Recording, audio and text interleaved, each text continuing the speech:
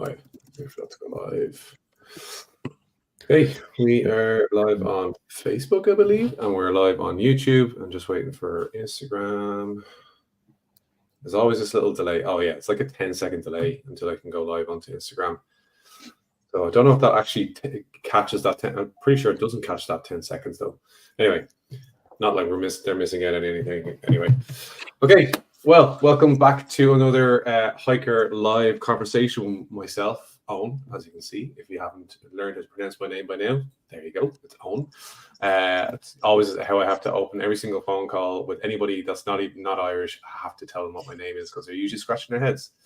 We're with Pete and with Paul, our CEO. And yeah, we're going to be talking about a few different things on the chat this week. The three topics are Paul's recent potter on the Pennine Way. So we're going to be hearing all about his adventures from the trail. I think it's going to be a 2 against 1 here on the next one. It's Android versus iOS, specifically when it comes to navigation. But in general, this has always been like a running kind of a conversation. And it's especially between myself and Paul. But we'll get into it. We'll get the gloves on. We'll start bouting this one out. I'm taking the gloves off. Sorry, that's the that's the not put them on. I'm cold. I want to put my gloves on. I need to protect my hands. And then finally, we're going to be talking about HiiKER Parks. So it's a new feature that we are slowly but surely releasing, just purely because we have to get all the content up there. But it's an exciting piece of functionality and something that has been, I suppose, demanded from you guys for a very long time and demanded from us for ourselves as well. So feel free to jump into our chats, into our comments if you have any questions to us about any of the topics that we're going to be talking about. In particular, the Pennine Way. I know a lot of people come onto these conversations and they just want to know about the trail. So Paul literally hiked it last week. So if you want to ask any questions, feel free to drop them in. And any questions about the product as well, feel free to throw them in there as well. Also, the Facebook group. The Facebook group. Yes, I will do it now, and I'll do it at the end as well. So if you haven't done it already, join our Facebook group. If Paul just wants to see the ticker, that's all. If you haven't joined our Facebook group, go join our Facebook group. It's where we are building an audience. We're building a community, where we talk about hiking, and in particular it's helping us to build the product that is best for you guys when getting out there and exploring the great outdoors. So just go onto Facebook, search HiiKER, the Hiking Maps app, and you will find us there. Join us, say hello, and we will say hello back. So Paul, you were recently on the Pennine Way. I have the first question. I didn't read that there was questions yet. But go ahead. Did you see the Cheviot Beast? I was hoping you were going to follow on there to give more clarity. The Cheviot Beast, which is a panther-like creature that roams the lands that the Pennine Way. Wow, is it a fable? I didn't see the Cheviot Beast. Did I see anything beast-like along the way? The trail itself could be considered the Cheviot Beast at times, but I did not see any Cheviot Beast. But when I get back out on the trail again, I will be watching over my shoulder. Please do. That's it? Okay. So Paul, tell us about your adventure on the way. So, how far did you go? How long were you out there for? I think like there's a lot that always comes to kind of like, shock me when I come over to hike in the UK. And honestly, and I did this, people back home might take offense out of this, but how amazing it is. Like, I walked down the road here, I jumped on a train, took about an hour and a half. I was like essentially at like the footstep of the very first footstep of the trail. Beautiful, beautiful pub in the Old Nag's Head, which I was in with yourself, Eoin, only last year. Straight away, I had beautiful weather as well. The weather was just perfect. There wasn't like a single drop of rain. It was sunshine, but like nicely overcast as well sometimes. busy, very busy, like a busy trail. I would say you'll be going past somebody kind of every couple of minutes. And it's like generally a busier area. Certainly the kind of like the first day is a very, very busy section up around like Kinder Scout and Kinder Downfall. That's a very, very busy section of the trail, and like an equally beautiful section of the trail as well. But yeah, honestly, I really enjoyed it. Like there's some things that also surprised me, and maybe to a slight negative. Like the signage on the trail is terrible. Like Really? honestly, oh, it's so bad. It really is, and I'm like happy to call it out. Like it really is. So many sections where there's like a 7-way junction of different ways to go there, and no signage at all. Then they do have a lot of signage on the trail there, but it's definitely missing a lot of signage in a lot of way. I don't think this is any mystery. Like when you read the really great book from Cicerone as well, you will see that is a steady comment there. But equally as well, you've got to give them away from signage, the trail is just so well maintained. Something I've talked about so much now, which is the flagstones on the trail, and which really do make such a difference, particularly when you like to hike fast. Like I like to hike fast. I don't. And I could see people almost, we could spin off into a whole other topic. I could see people almost begrudging me for not like slowing down to absorb every bit of beauty along the way. But I really enjoy a fast potter. And it was, but the flagstones really helped it. But then equally as well, you just hit these grueling sections where like particularly you're at like the top of the moors, but like you can see that the moors and the peat are so eroded, it's formed all these little valleys. And my God, I was in one kind of in the latter half, and I only had about like 6 or 7 kilometers, maybe 4 miles to go. It must have taken me about like 3 hours. Because it was just, you couldn't see where to go. There was no good trail. Where the flagstones were there, they were completely overgrown, and it took forever.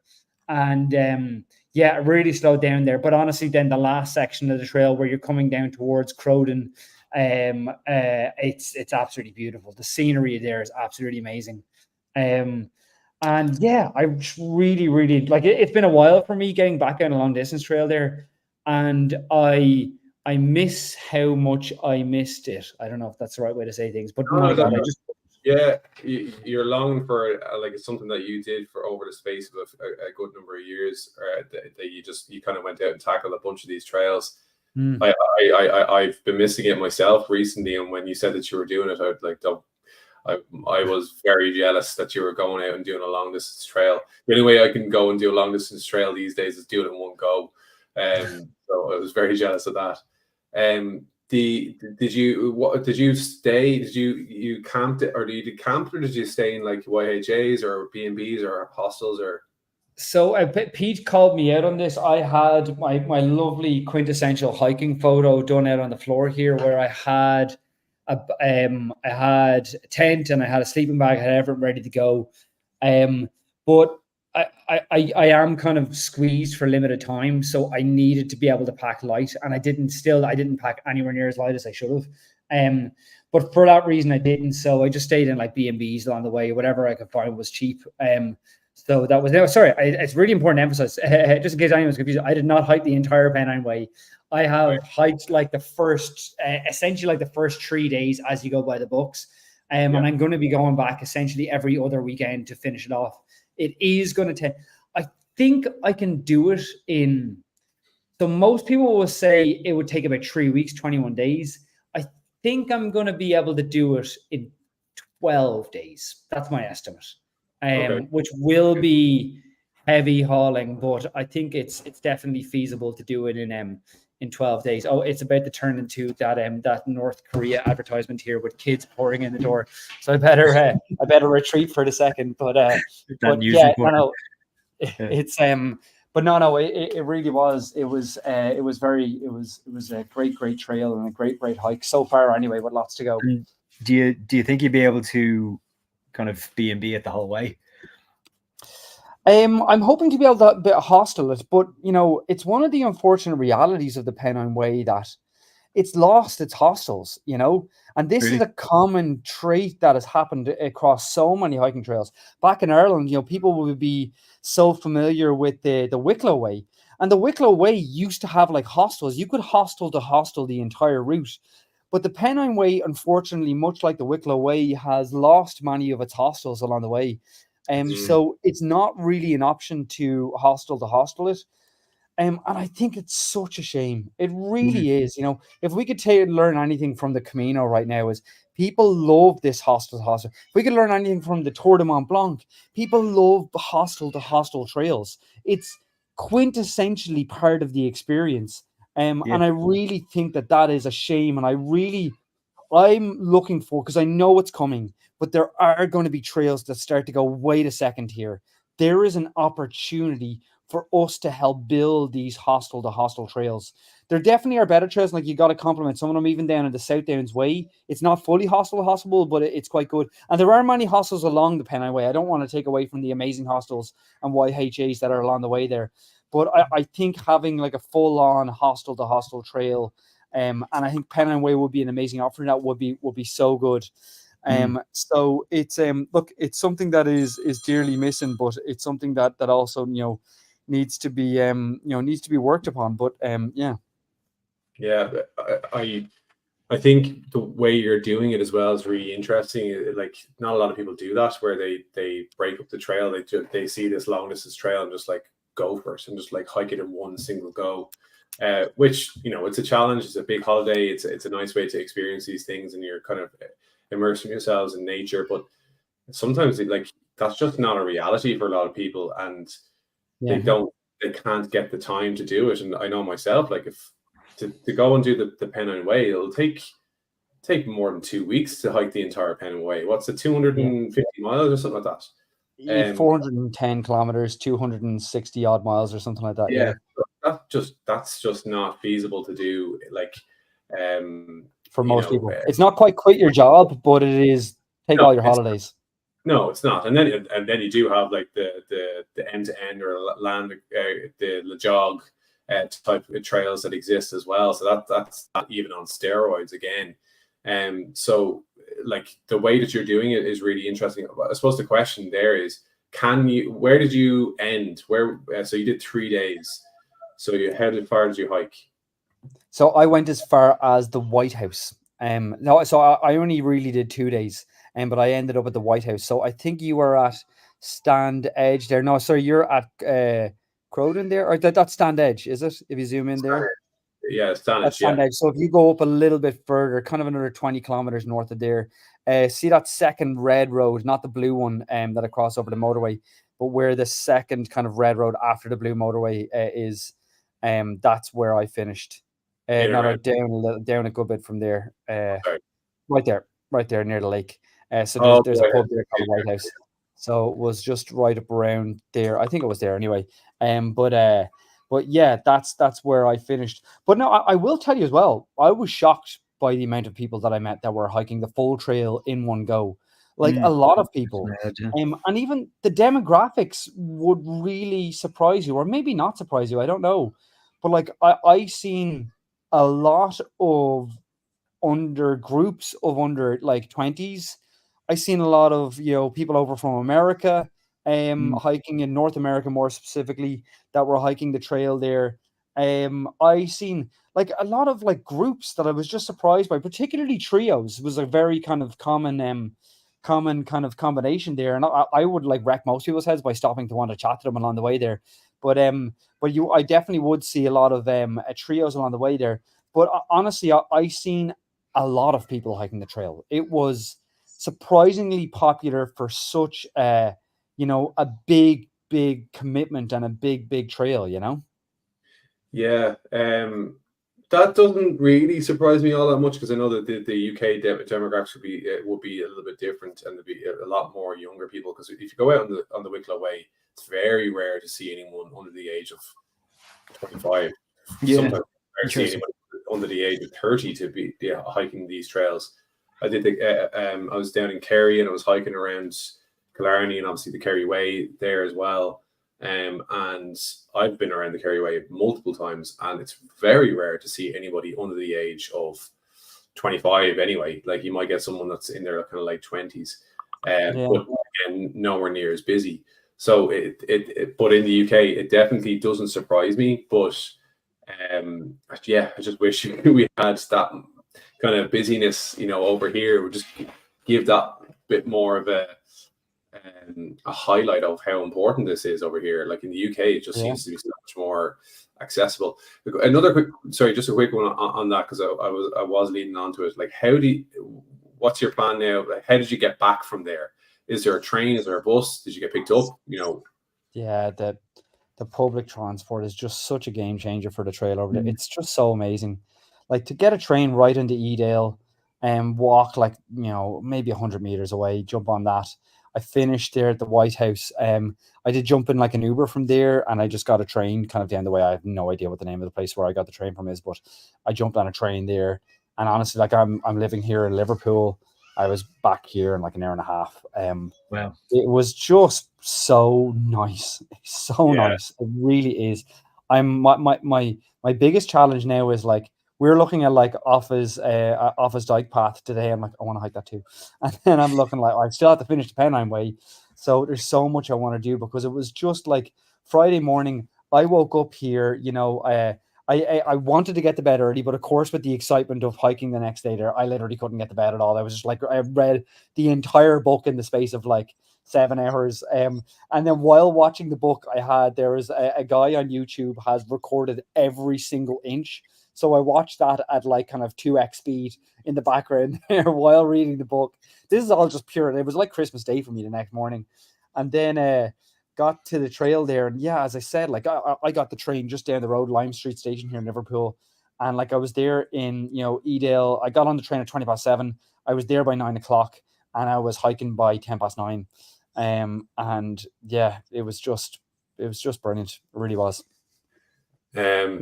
Okay, we've been talking about this for ages, but I could actually just keep talking about this, because I just love hearing about like people's individual experiences on these trails. If you were to do, what's the plan for the next one, and when are you doing it? So I really wanted to get out going this weekend, but it's not feasible.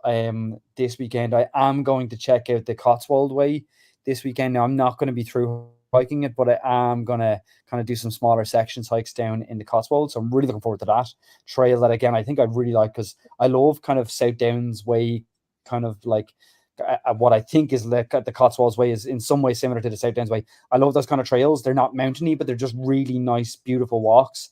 So I want to check that out there, but hoping to be back on the Pennine Way for at least 1 to 2 days next weekend. So again, anybody who, first of all, if you have hiked it, please jump in the comments, because I want to congratulate you. Knowing what you've been through, I really do. But second of all, as well, if anyone has any kind of hints, thoughts, or anything like that at all, there, please do jump into the comments. Great. Are you the type that's going to have to complete the entire thing from step to step? Oh, 100%. You do, right? Yeah. Oh no, I'm actually not kidding. I was so particular that I actually got a little rock. I marked where my last footstep was before I left the trail, and I had to put my heel in the right place to go again. I didn't want anybody disputing my my through hike, albeit a section through hike. I wish you had video evidence of that, because now okay, I've got HiiKER recording evidence of it, which I think is even better. Fair. Okay, on to an actual debate here. Put them up. So Android versus iOS. This is something myself and Paul have been debating for before we were even born. And I suppose, like, how do we relate this to navigation? And we can't be a little too biased here, Paul, because like obviously you're the iOS developer here, so you're obviously going to be a bit more biased when it comes to like how the app performs. But in general, like navigation on both of these devices, is there a difference that you think that iOS has, or an advantage that iOS has over Android? Like the biggest one has got to be the battery optimizations on Android. That's the biggest challenge from an Android perspective.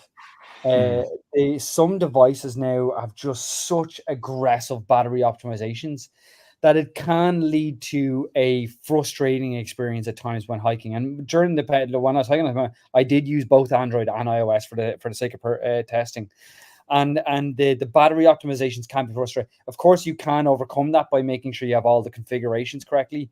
But I would say that devices these days are very, very, Android devices more specifically, are very, very aggressive with their battery optimization. And that can lead to frustrations. But equally as well, I think when we're talking about hiking and going with a hiking app there, you got to also give something to Android, in that Android cameras are pretty crazy good these days. I remember when myself and yourself were doing some filming recently on, and I showed up proudly with my, what's fairly old now, iPhone 13, relative to what it'll be on 16, 17 now. I have no clue.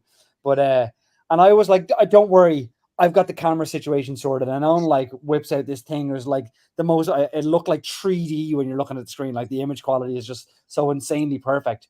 So there is that balance there, because honestly, I took like an absolute ton of photos there. So while you want your navigation to work very well, you also want to take great photos. And so I think there is somewhat of a balance there. But yeah, for me, and am I biased? Yes. But I do think my overall experience on iOS is better. But I'll caveat that again very, very quickly by saying my iOS device is probably better on iPhone 13 than the Samsung, your old Samsung, Pete, that I have. The iPhone 13 is probably a better device. So I don't know. I'm looking forward to testing with a better quality Android device. Well, there's probably about a 7-year gap between those two devices. So yeah. You're not exactly going post for those things. You're a turncoat. I am a turncoat. Yeah, I was a hardcore Android user, which is considered an insult in some communities now. Yeah,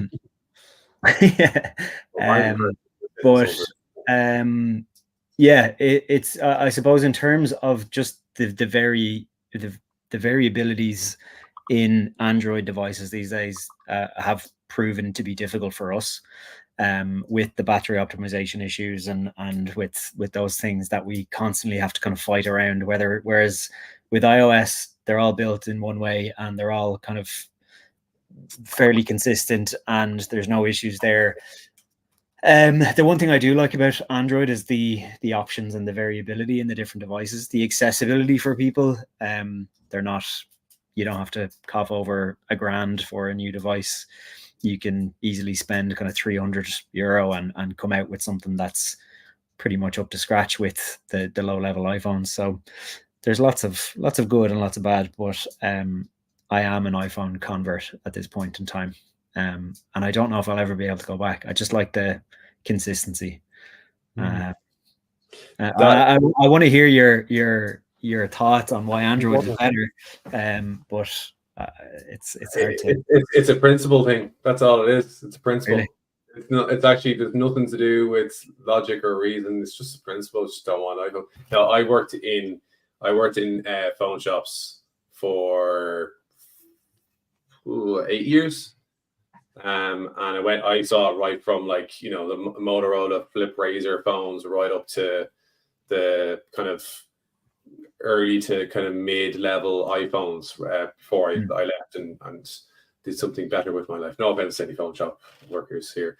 But I would have seen like people like the first iPhones coming in and people just absolutely losing their mind over iPhones. All the while, like, HTC were coming out with great phones. Samsung were coming out with great phones. Gary just posted in the comments, Windows phones. Well, no. No. Gary that's not even part of the conversation. Do we see this? Is HiiKER support? HiiKER having the old Nokia 3310. That's what we're but I was seeing all these different devices coming in and going out, and like Android were all like, yes, as you said, Pete, like there's like such a range. Like you go from like a really, really crappy, like I can't remember, Alcatel was one of the brand names, and they had the worst phone I've ever held in my hand, but it was just like, it was so cheap. And then he went all the way up to like the Samsung Note phone, like back when that first came out, it was like, this is amazing. So when it comes to navigation, yes, I do think that from our experiences that iOS is better because it doesn't have these battery optimization things. Like every second customer support issue that we have is around these battery optimization things, and it's so complicated, it's so frustrating because there's so many different types of Android devices. But I will never go to iOS all the time because my phone's just vastly better than all of your phones. And yeah, the camera is absolutely amazing on this. But again, when it comes to navigation, it's fine. Mine works, and there's so many Android devices that will work absolutely fine. But if you're just saying Android devices, then yeah, it's probably iOS is better. But I finally got to the bottom of this. When Eoin was working in the phone shop, I bet he used to get bigger commission on Android devices than iOS devices. It's been figured out. I've got to the bottom of your scheme, okay? no, I'll tell you what it was. It was because iOS devices came in very small amounts and they sold out too quickly, so we didn't have any of them to sell. So we're like, I need to sell Android devices because everyone wants to sell an iPhone. So everyone that came in was like, I want an iPhone. I'm like, come here, sit down, and let me tell you about Android. Let me tell you why Android is better. Mr. You convince yourself. HTC. Look at this HTC. Yeah, it's so much better than the new one. It's got a ball scroller. HTC iPhone spelled AYE. Imagine using one of them. Actually, I'm pretty sure there was like GPS devices that they had those little ball scrollers for like Garmin maps or something like that. Oh, wow. Yeah, rough stuff. Sorry, Fizzy Marmalade commented there just a moment ago saying that he agrees everything you said about, or they agree everything you said about the Pennine Way. They hiked this this summer with the kids and started in Edinburgh. Wow. Edinburgh? Does it finish in Edinburgh? No, it doesn't. But a lot of people do start in Edinburgh there because you're going to be pretty near to the kind of Okay. But yeah, and they went through Malham. Malham is a really great. Like we were there. Obviously, we went into different sections. We stopped off in Malham. What's the name of that cove? Was it Malham Cove? Malham Cove? Yeah, I think you hiked there and I didn't. Yeah, you left me alone. You were like, I want to get some work done, and then I fell into a gorge. And you disappeared for several hours. I fell into a gorge. I had given up on you at that point. Okay, so last but not least, we're over time here, but people want to know. People want to know. So HiiKER Parks. So HiiKER Parks has been in the works for quite a while. As anyone who's used the app will know, that trails has pretty much been the bread and butter for HiiKER since day one. We've never really focused on parks, forests, kind of areas of land. It's always been trails. So now you can actually search for parks. Now there's not many there. There's only a handful. There's a handful here in Ireland, and we're starting to add more in the UK. But now you're actually going to be able to search for, say, the Lake District or the Peak District or Wicklow National Park and so on. And you'll be able to find all the intersecting trails that go into those parks, see photographs, see reviews, and we're going to be improving that. So, yeah, guys, do you want to jump in and see your thoughts on it? Yeah, I'm really excited about it, actually. Over the last couple of months, we've been kind of exploring what life is like without trails. And the good things that HiiKER does, particularly with our maps and the way you can kind of navigate without trails, just kind of, it made sense that we'd provide these kind of park areas and information about these locations for people to use without having to follow a trail. And it more and more, to me, it's become the way that I want to go and explore myself. I don't want to kind of follow a trail. I've done that 100 times. I want to go to an area and I want to kind of wander and see what I find and use the POI system and use the information that we're putting into these areas, particularly for ourselves with the little pilot that we did. So we added kind of 7 sites. We added three forest sites in Dublin that are nearby to myself. So Trebaddon, Ticknock and Crua. And we put in a bunch of like POIs around the area. We worked a bit with Quilcha to do that. And yeah, they turned out really well. So it's just a different way to explore, which I really appreciate. Yeah, I think it's like in particular, it's really good for I suppose for families is one of the big ones. Paul, you kind of made that point. Like you've got 2 young kids, and you're looking for like a nice walk to do with the kids, and you're not going to go searching. Like you might search for a trail. Sorry, that you will search for a trail, but you want to know where this place is to park. You want to know if there's going to be a playground. You want to know if there's a coffee shop there, if there's a restaurant or a pub or something like that where you can get there. And I think that like trails. I think that the accepted reality is usually that there's not going to be any of those amenities attached to it. And if you're going to be going like point to point as well, you're not going to get any of that. Whereas with a park, you rock up, there's going to be a car park. There's going to be like different amenities and stuff like that. Yeah, what are your thoughts on parks, and what extra value do you think is going to bring to customers or customers, users? Like I really do love it's just a different way to think about things, you know. As soon as I seen that like polygon shape on the map, I was like, okay, you just think about this differently. It's a whole area to explore outside of a trail. And I think look, you made a good point in that. Like for me, you know, particularly having a younger family who I'm sure you may hear screaming in the background now as they kill each other. But if they survive this fight, then this weekend, you know, we're even going to the Cotswolds to go exploring. And so I really do think it's an important concept. And, you know, I think more often than not, when I am not hiking on a long distance trail, it is going to a park.